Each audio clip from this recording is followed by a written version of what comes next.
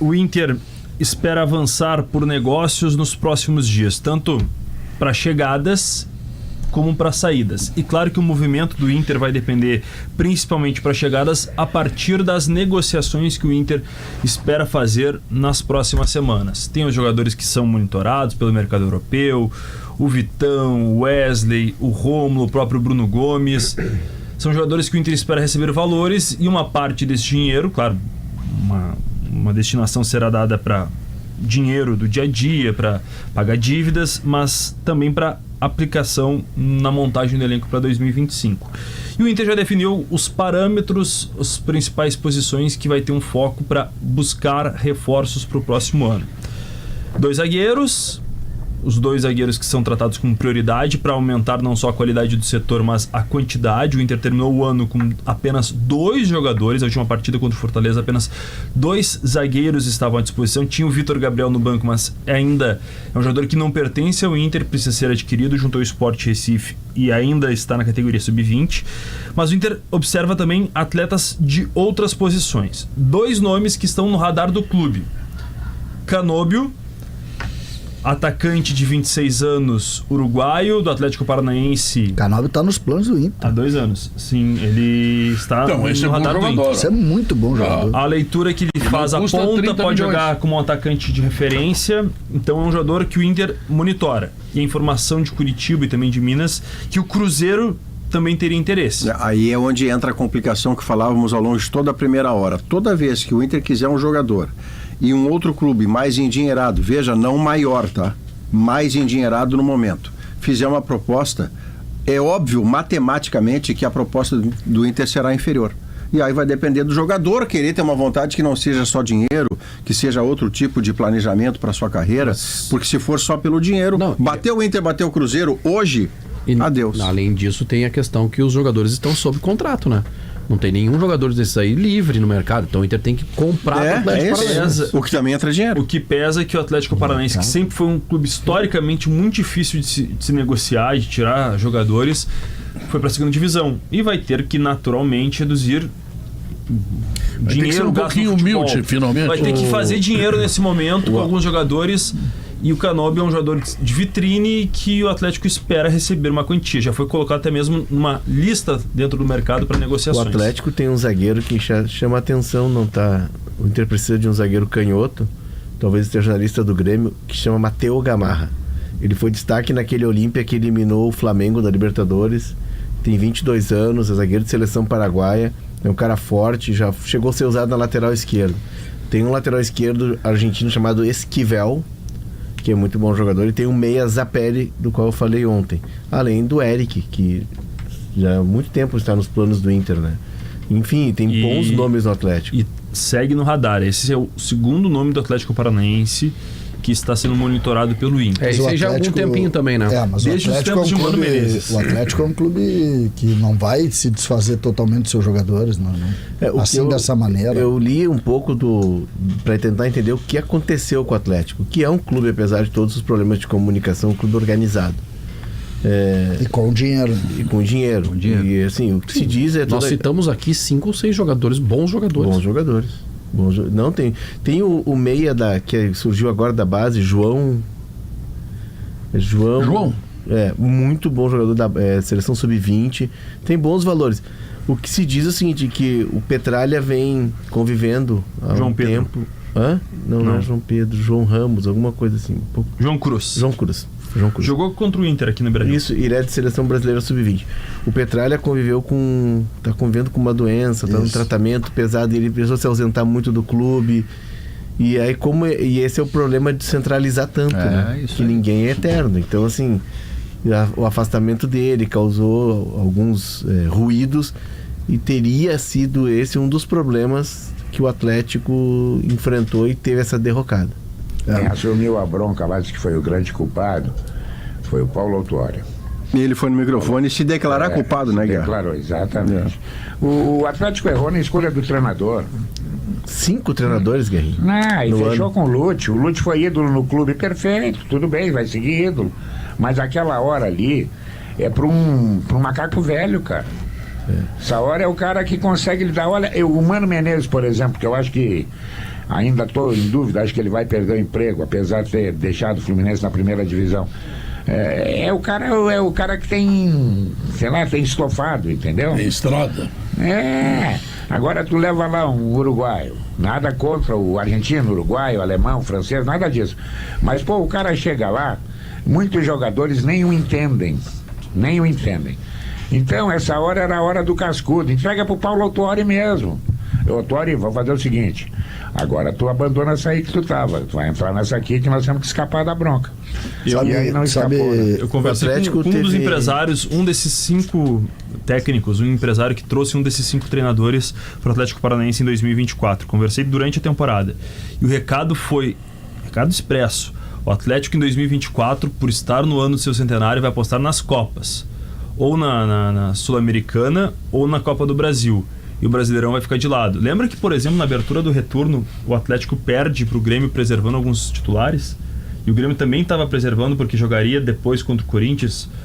E ali o Atlético estava já priorizando as Copas. Mas acabou se enrolando. Faz isso. Tu acaba de dizer que o Grêmio fez. Mas o Atlético queria conquistar, por exemplo, a Copa do Brasil e Sul-Americana, competições que ele ganhou recentemente. O Atlético pelo demorou para entender. O Atlético demorou muito para entender.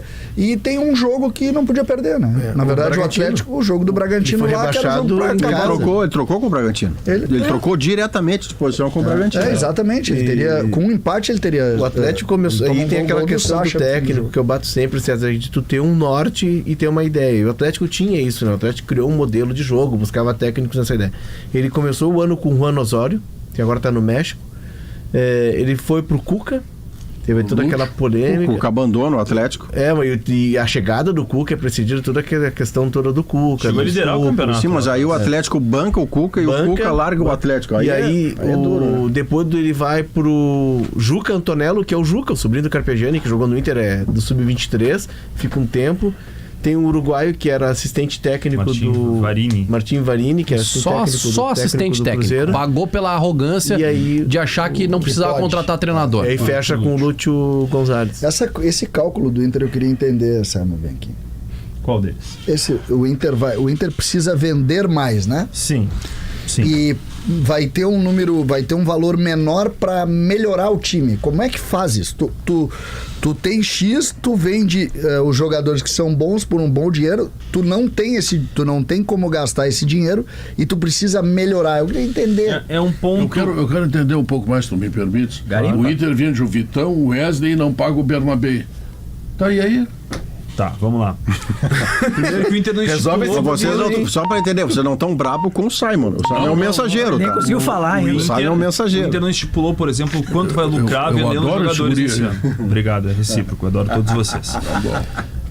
O Inter não estipulou um valor que vai arrecadar vendendo jogadores, porque já bateu a meta de 135 milhões. O Inter garante que chegou a cifra de 140 milhões em transferências de jogadores na temporada de 2024. Mas teve prejuízo. A suplementação orçamentária não levantou esse patamar de 145 para 135 para 190? Ele levou por conta da enchente, né? O Inter estima que precisa recuperar através disso. 190 é o orçamento de 2025. 25, isso. 135 era o orçamento desse ano que foi batido, né? Esse passou e 25, fácil, por exemplo. Esse ano? 190? 190 para 25. Então vai ter que vender todo mundo. Não, aí tá. O que vai ser. Por exemplo, o Inter projeta vender o Gabriel Carvalho em 2025, que é quando ele vai completar 18 anos. O Inter... outro bom aí que vai vender. Não, mas o Gabriel Carvalho, por exemplo, ele tem 90% do passe ligado ao Inter, dos direitos econômicos, né, que é o termo correto. O Inter estima fazer uma das suas maiores vendas, na casa de 20, 30 milhões de euros. Não é o caso do Wesley, que é só metade dele, né? O Wesley 50%. O Wesley é mais velho também. Mais velho. Por exemplo, vendendo o Gabriel Carvalho, arrecada. Voltando ao tópico levantado pelo César, o Inter estima vender os jogadores agora, por exemplo, vende o Vitão, 10 milhões de euros, por exemplo, 80% é do Inter, 8 milhões de euros. O Inter não vai investir esses 8 milhões em jogadores, vai investir metade. 4 para contratar um melhor. Isso. Eu posso dar uma ideia para ele? Vou dar uma ideia para o Inter, então. Não é um jogador só, diz para o cara que está comprando, Maurício, o jeito que está comprando o Vitão. O Inter vai comprar pela metade um cara melhor. Então tu diz pro cara que está comprando o seguinte: me dá esse valor aqui, que tu vai pagar o mesmo valor que tu vai pagar pelo Vitão, mas tu vai comprar um cara melhor e fica só com a metade. O que o Inter fez, por exemplo, com alguns jogadores... Eu estou preocupado com essa necessidade de venda. Por isso que eu disse aqui, Grêmio Nacional teriam que, no primeiro momento, saldar dívidas, terminar com dívidas bancárias. Tá entendendo? Não adianta sair atrás de jogador. Não, tu vai vender. O Inter revelou. O Bernabé não tem 5 milhões para pagar. Pedro, mas é que é brabo, tu tá com sede, mas não pode tomar água. É duro. Assim, eu acho que tu tem razão, esse seria o ideal. Mas assim, se tu quer pagar as dívidas, não vender jogador e fazer um time bom e campeão, não tem como. Vende os jogadores, paga as dívidas. Tomara que tenha uma solução, mas não acho. Vende os jogadores, paga as dívidas, tá? Que não serão pagas num ano. Tá? Não, vai usar mais pactua tempo. as dívidas, né? Elas ficam cobertas por uma capacidade de pagar em tempo determinado. Não vai pagar tudo à vista, é o que você está dizendo. Não pode pagar 80 milhões de juros. É isso. Outra coisa, o Grêmio está pagando a mesma coisa. Os nossos clubes estão sendo corroídos por juros bancários. Tem um cálculo bem simples aí, que é o seguinte: monta um time forte, ganha título, valoriza os ativos e depois vende e paga. Não paga. O problema é que se tu não ganha, tu não ganha, daí? Porque ganhar ou perder não é uma garantia. E vou te dizer, o Inter fez a maior janela dos últimos tempos, acho que desses últimos, sei lá, 10 anos. Contratou bons jogadores, investiu. O Borré, o Inter comprou, né? O Inter fechou o Borré. E agora 40 milhões, né? E agora tá pendurado, porque agora tem que pagar esses caras. Esgotou o poder de investimento. O recurso era finito, né? O recurso, tu tem um limite e agora tem que pagar esses. E as contratações, foi que me disseram, nos próximos 2 anos de gestão, são reposições, são muito pontuais. É essa dificuldade que tem o Inter e tem o Grêmio também para competir com esses caras que têm dinheiro e contratam o Alcaraz, o Flamengo. Esse ano e ano que vem vai contratar outro. E depois mais outro. Agora o Gabigol saiu. Ele vai querer um cara para reserva do Pedro. E vai ser um cara desse nível. No primeiro momento nem é para reserva, porque como o Pedro só volta no meio do ano e é o Mundial no meio do ano, o Flamengo vai ter que providenciar alguém que jogará sob a sombra do Gabigol, mas que tenha tamanho. E não vai ser o Carlinhos do Volta Redonda. Não é. Qual é o preço do Canóbio, Simon? O que já se especulou em outras transferências antes do rebaixamento do Atlético, a gente sabe que é uma redução no valor de mercado a partir de um episódio como esse, 4 milhões de euros. O Canóbio vale menos do que o Bernabé. Tu imagina. É mais velho, né? Por exemplo, não Borré, é mais velho, não. Borré com antecipação, o Inter pagou 6 euros. Né? O Canóbio tem 16, o outro tem 54. Vamos pagar o mais velho. Bom, olha aqui, ó. Sabe o que vai acontecer? O Gauchão é Copa do Mundo. Copa do Mundo.